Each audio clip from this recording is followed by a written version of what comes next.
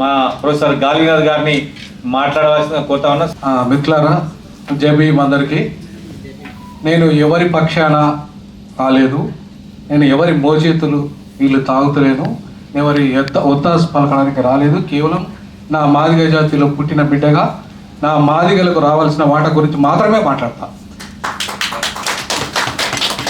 ఎందుకంటే మిగతా కులాలకి వాళ్ళకి రావాల్సిన వాట వాళ్ళకి వచ్చింది. మాలలకి స్పీకర్ పదవి వచ్చింది, మాల ఉపకులానికి ఉప ముఖ్యమంత్రి పదవి వచ్చింది. మాదిగలకి రాలేదు, మాదిగ ఉపకులానికి వచ్చింది. మాదిగ ఉపకులానికి వచ్చింది, మాదిగలకు రాలేదు. ఇవాళ 2011 జనాభా లెక్కల ప్రకారంగా ఆల్రెడీ మీకు తెలుసు, వర్గీకరణ జరిగినప్పుడు ఎంత ఉంది, 33 లక్షల మంది మాదిగలు ఉన్నారు. ఇప్పుడు 2025 45 లక్షల నుండి దగ్గర 50 లక్షల మంది దాకా మాదిగలు ఉంటారు తెలంగాణ రాష్ట్రంలో.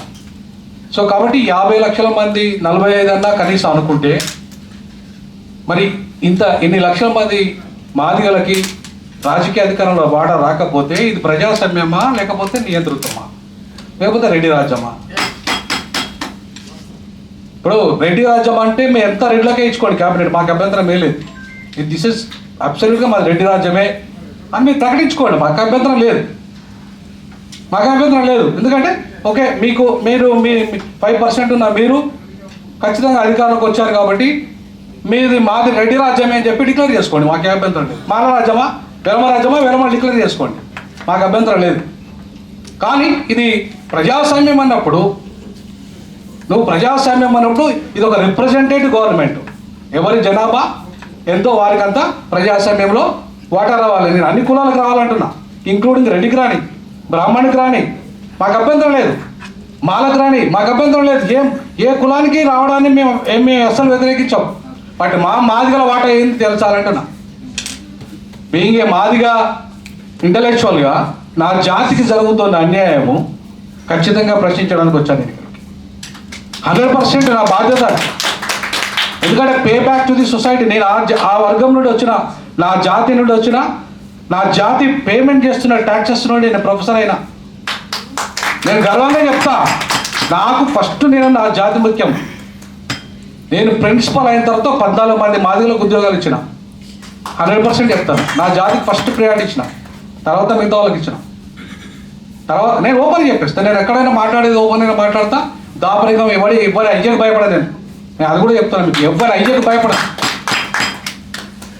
నేను ఎవరి మోచేతి నీళ్ళ దగ్గర రాలేదు. నేను చాలా కష్టపడి ఒక ప్రొఫెసర్ ఉద్యోగం, ఒక డీన్ ఉద్యోగం స్థాయికి ఎదిగిన చిన్న వయసులో. నేను 12 సంవత్సరాలు నా ప్రొఫెసర్ ఉద్యోగానికి రాజీనామా చేసిన. ఎవడు చేయలేదు. మిగతా ప్రొఫెసర్లలో ఏ వర్గంలో ఎవడు చేయలేదు, నేను చేశా. ఎందుకంటే సామాజిక తెలంగాణ కోసం, బీసీ ముఖ్యమంత్రి కోసం ఖచ్చితంగా నాకు అధికారం ఉంటుంది, మాట్లాడే అధికారం ఉంటుంది. నా సామాజిక వర్గం తరఫున గజలకాంతం గారు మాదిగలకు అన్యాయం జరుగుతుంది మాట్లాడడానికి రండి అంటే నేను వచ్చిన. ఎందుకంటే తెలంగాణ ఉద్యమకారునిగా నేను మాదిగ చేత బిడ్డగా నేను ఆయన గౌరవిస్తా. నేను కలిసి పనిచేసినాం చాలా సందర్భాలు. ఢిల్లీ నుండి గల్లీ దాకా ఉద్యమం చేసినాం తెలంగాణ కోసం. అలాగే పిడమర్తరవి ఇక్కడ ఉన్నాడు, నా మాదిగ జాతి బిడ్డ. ఆయన ఉద్యమంలో విద్యార్థి నాయకుడు. ఆయన 90 రోజులు జైల్లో ఉంటే ఎవడు తీసుకురాలి ఆయన బయటికి. నేను మాదిగ బిడ్డగా ఫస్ట్ నేను ఆయన తీసుకుపోతున్నా బయట. ఎందుకంటే కీలకంగా ఉన్నారండి మాదిగలు తెలంగాణ ఉద్యమంలో. ఇది నేను చెప్తున్న మాట కాదు, వికిలీక్స్ రిపోర్ట్ చెప్పిన మాట. ఈ తెలంగాణ ఉద్యమాన్నిలో కీలకంగా ఉన్నది ఎవరు? తెలంగాణ సాధించింది ఎవరు? ఆత్మ బలిదానాలు ఎక్కువగా చేసుకున్నది ఎవరు? మాదిగ బిడ్డలు ఫస్ట్, తర్వాతనే మిగతా వాళ్ళు త్యాగాలు అనట్లేదు. నేను మిగతా కులాల యొక్క భాగస్వామ్యం లేదనట్లేదు. బట్ నా జాతి ఎక్కువ ఉందంటున్నా, ఇక్కడ నా జాతి త్యాగం ఎక్కువ ఉందంటున్నా. మరి నాకు ఎందుకు అవకాశం ఇయ్యరు? నా జాతి త్యాగం ఉన్నప్పుడు, అమర వీరులు నా జాతి నుండి వచ్చినప్పుడు, నా జాతి రక్తం నేల తడిసి తెలంగాణ వచ్చినప్పుడు నా బిడ్డలకు జరుగుతున్న అవమాన అన్యాయానికి ఎవరు ప్రశ్నించాలి? ఖచ్చితంగా నాలాంటి మేధావి వర్గమే మాట్లాడాలి.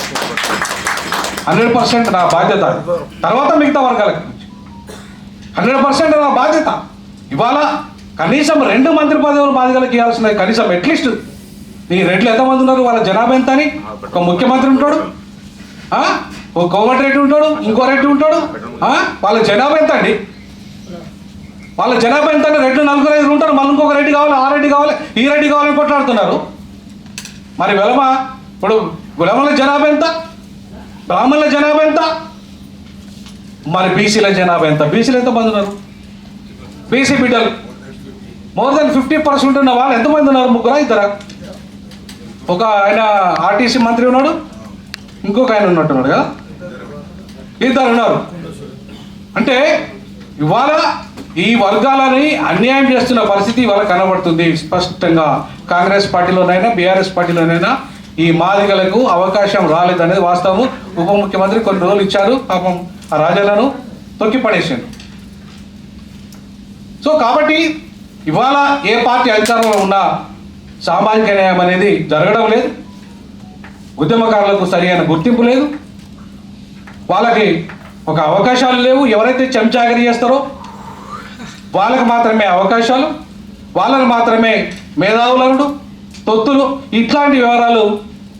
నేనైతే అంబేద్కర్ వాదిగా, కాళీశ్వరంతో తిరిగిన ఉద్యమకారుడిగా నేను ఎవరికి చెంచాగిరి చేయాల్సిన అవసరం లేదు, ఎవరికి తొత్తుగా ఉండాల్సిన అవసరం లేదు. నేను ఎవరికి మోచేతులు లేదు, ఇంతవరకు తాగలే, భవిష్యత్తులో కూడా తాగ. అట్లాంటి అవసరమే నాకు లేదు. కాబట్టి ఎప్పుడైనా సరే నా జాతి బహుజన బిడ్డలకు, ముఖ్యంగా నా జాతి నుండి మాదిగ జాతికి జరుగుతున్న అన్యాయాన్ని ప్రశ్నించడానికి నేను ముందుంటా. వర్గీకరణ విషయం అప్పుడు కూడా చాలా స్పష్టంగా కృష్ణ 11% కావాలంటే లేదు, 2011 జనాభా లెక్కల ప్రకారము మనకు వచ్చేది 9.5 ఎంత వచ్చింది మనకు? 7.5 మాకు రావాల్సిన వాటే వచ్చింది. అన్యాయం ఎక్కడ జరగలేదని చెప్పి కరాఖండిగా మాట్లాడినాం.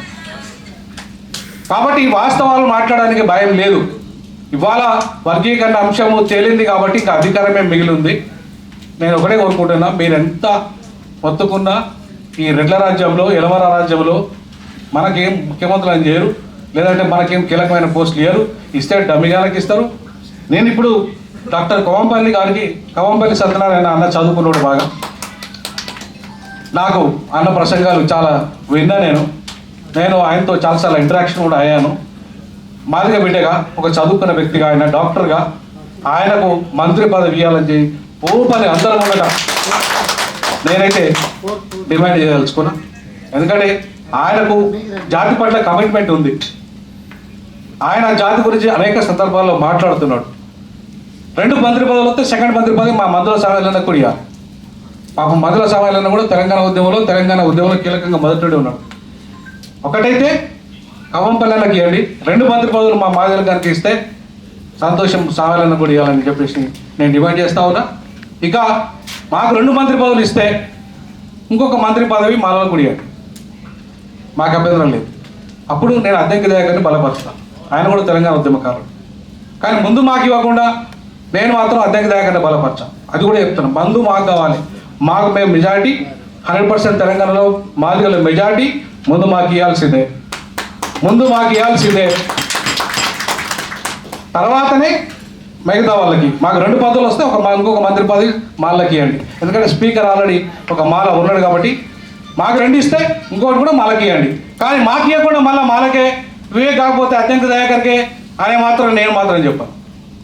నేనైతే చెప్పాను మాదిగ బిడ్డగా 100% ఫస్ట్ మా మాదిగకి రావాలి, తర్వాతనే మిగతా వాళ్ళకి ఇవ్వాలని నేను కోరుకుంటున్నా. నేను డిమాండ్ చేస్తా ఉన్నా. నాకు 3 గంటలకు ఒక మీటింగ్ ఉన్నది, వేరే మీటింగ్ ఉంది కాబట్టి నేను అక్కడికి వెళ్ళాల్సి ఉంది. తప్పకుండా రానున్న రోజుల్లో మాదిగన ముఖ్యమంత్రిగా చూడాలి. ఇక నేను బీసీ ముఖ్యమంత్రి కోసం రాజీనామా చేసినప్పటికీ కూడా బీసీలు ఎవరు సహకరించలేదు. తెలంగాణలో మెజారిటీగా ఉన్న మాదిగనే ముఖ్యమంత్రి కావాలి. భవిష్యత్తులో ఇక నేను మాదిగ ముఖ్యమంత్రి కోసం కొట్లాడదలుచుకున్నా. ఆంధ్రలో మాల ముఖ్యమంత్రి, తెలంగాణలో మాదిగ ముఖ్యమంత్రి సాధించడమే ఆ లక్ష్యంగా పనిచేస్తా. నాతో కలిసి వచ్చే వాళ్ళు ఎవరు కలిసి వస్తున్నా వాళ్ళతో కలిసి పనిచేయడానికి సిద్ధమైతే. తమ్ముడు పిడమర్తి రవి నిలబడ్డాడు, ఆయన ఈ అవకాశం నాకు ఇచ్చిన గజ్జల కందం గారు. సో గజ్జల కందం గారికి ముందు ధన్యవాదాలు, తర్వాత పిడమర్తి రవికి, తర్వాత మిగతా వాళ్ళందరూ కూడా జై భీములు తెలియజేస్తా ఉన్నాను. జై భీమ్, జై తెలంగాణ.